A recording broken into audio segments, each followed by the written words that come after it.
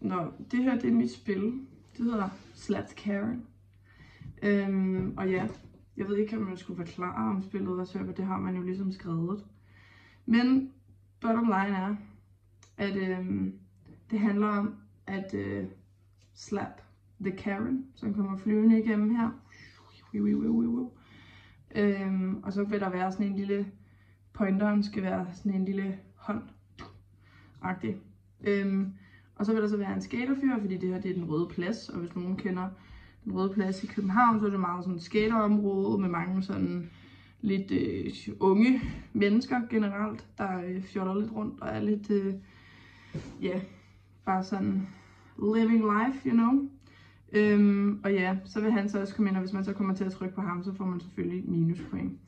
Ideen er så, at hun skal sige, når man slår hende, sådan der, eller slapper hende, you wanna get fucked up, eller get back here, som sådan er den animationslyd, jeg har tænkt mig at sætte ind, eller lave.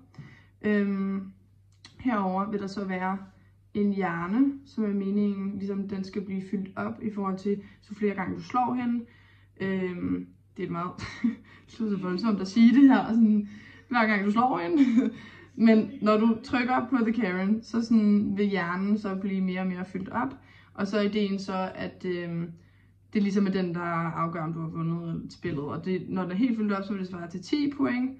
Og når den er helt nede, så vil det så svare til, 0. Og så hernede er det så også point. Det lyder måske lidt forvirrende, det her. Den her, den skal ligesom bare tælle op, ikke? Og så desto flere gange, at du ligesom rammer hende. Og det her, det er så liv. Det er det, jeg mener med det. Det er din liv, der er hernede. Så hvis nu du rammer forkert og trykker bare her, så mister du liv.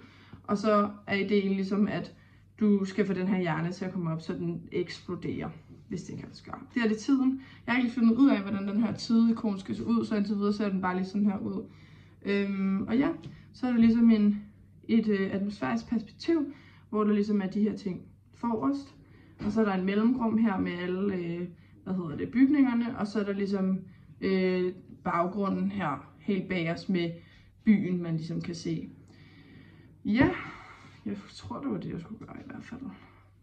So, that's it.